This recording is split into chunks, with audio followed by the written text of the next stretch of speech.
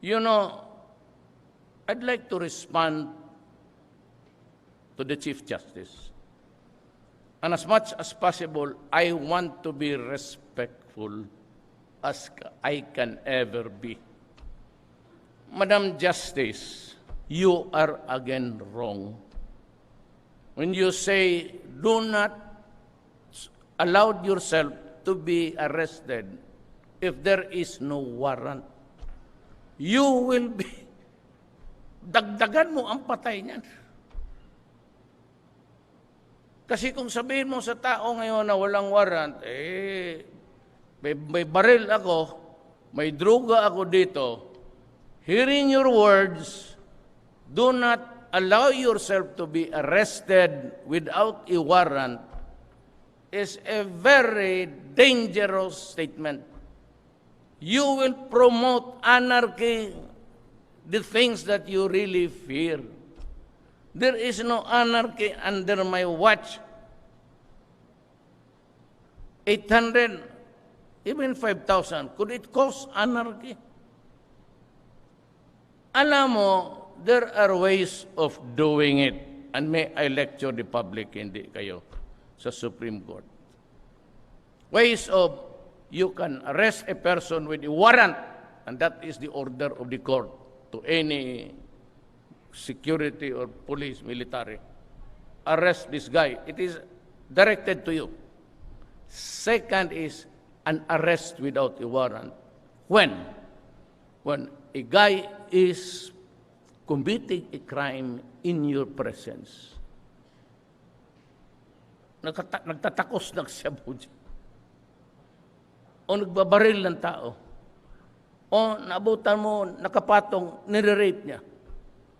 That is committing a crime in your presence or had in fact committed. Pagdating mo, nagtakbuhan sila, hindi natapos yung takusan nila sa tapos tumakbo o naghihitan.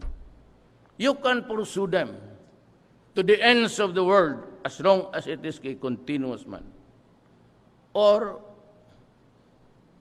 a crime is about to be committed. Kung magsabi nito, putang ina mo, babarilin kita.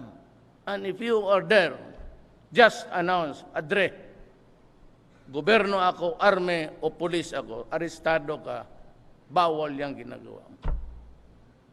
Or simply saying, yung bang baril mo may lisensya? If he's a terrorist, hawak-hawak ang granada. Ibig sabihin, magtakbo ka pa sa korte, magkuha ka ng warrant? So, ang judge, mga pilosopo pa yung mga buang, baski ako nung piskal ako, magpunta dito yung, I don't have to name them, but may isa akong judge dito, sinipa ko talaga. Sinipa ko sa opisina niya. Kick him. Ayaw magpirma. So nagdududa ako, yung mga pulis apurado. Itong putang inan to, either nagsisirbato ito doon sa kabila. Sabi ko, Judge, putang mo, sipain kita. Sabi niya, sige, sipain mo. Pumunta ko doon sa opisina niya, sinipa ko. Aga ikaw ngayon. Gusto mo, barilin kita? Sabi niya, wag. O, lagi. Ang ina.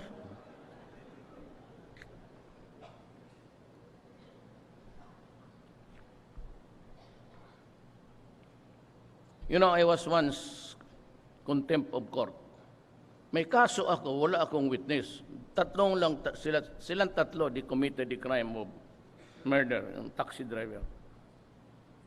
Wala akong witness. Yung list, yung hindi talaga. Yung isa, nawakan niya sa leg. Yung isa, kinun niya yung bayag.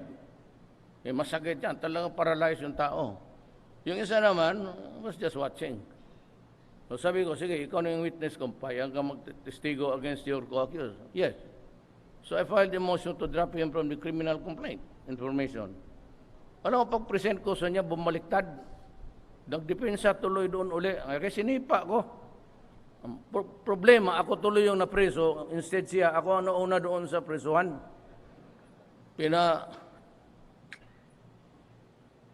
Bayad pa ako ng 5,000 ng yawa.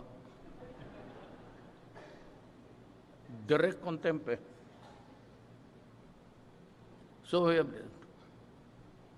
mean, it's about to be committed, actually committing in your presence, or had in fact committed.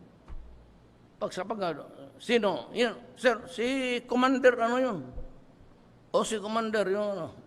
May alam naman nila yan kasi may mga litrato yan. Eh di habulin mo, hanapin mo eh. Pag hindi mo ginawa, dereliction of duty ka. Mali talaga. Ma'am, I'm sorry, but do not give such statements. You will, sabi mo, you're afraid of this country sliding to anarchy.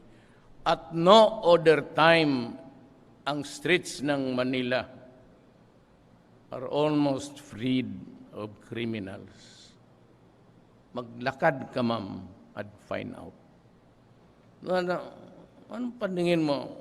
Would the military, armed forces, and the police agree that I will do some thing that would create anarchy, at tapos they remain loyal to me? Ako ang unang papatay niyan, ma'am. Totoo lang. They have no loyalty to me. You know, these guys are loyal to the Constitution and the flag. And for as long as I'm doing right, they will support me. If I have the tendency to go ahead with anarchy and be a dictator, I know they will execute me. Yan ang totoo kung gusto mo talagang malaman. These guys have only they have only the eyes, the flag of the Republic of the Philippines, and the written manifestation of the flag is our Constitution. So, wala tayo sa NPA, may wala tayo sa China Sea. We avoid trouble with them. Hindi pa natin kaya. Sinabi ko, Mr. Ambassador, I will not talk about it. But when we are in front of each other in a bilateral talk, dahil dalawa lang, then I would state my case. Yan. I have this arbitral judgment. We will not go out of the four corners of this paper. Then let us talk. But not now. It's not the right time to talk about it. There are so many conferences doing it. If you start it, it's going to be a multilateral crying. And that is very dangerous because pag nag-withdraw ang China sa formal talks, then it could only mean one thing. Now, our way towards the future. Philippines is going to experience another spasm. When? I do not know. Sigurado yan. So, we prepare. Within our limited talent or capacity, we cannot really produce the missiles and things. But yung ating nalaman lang how to fight a war, win or lose, wala tayong pakialam. Basta we fight. It will come maybe sooner than later. But we have to prepare. So we have to also to end these small wars here because we have to focus on a new Secretary Lorenzana asked for 20. I said, I can only give you 10 this year. I will give it to you. 10,000 more. Then I would like to be medyo bata talaga. Because kung hindi magdating, magpasalamat tayo sa Diyos. Total magamit, there's always the standing army to protect us. Never mind how many. Even if it really causes an imbalance in the budget. It is always good to have men there ready to fight and die. Rather than having them at all and just surrender just like a meek lamb there. That cannot happen. Hindi yan. Hindi pwede sa atin. As a national, hindi natin kaya na magganon lang. So, we prepare. It is up to you guys to make the projections, how to deal with it. And in the meantime, I said, we take advantage of these windows that are already open to us now. We just talk about peaceful things. They're doing well. We have declared the ceasefire. Just observe it, please. Para they can talk there without the raucous and everything. But I said, do not be too, because if you ask me, and I can tell you privately, it will come. When it will come.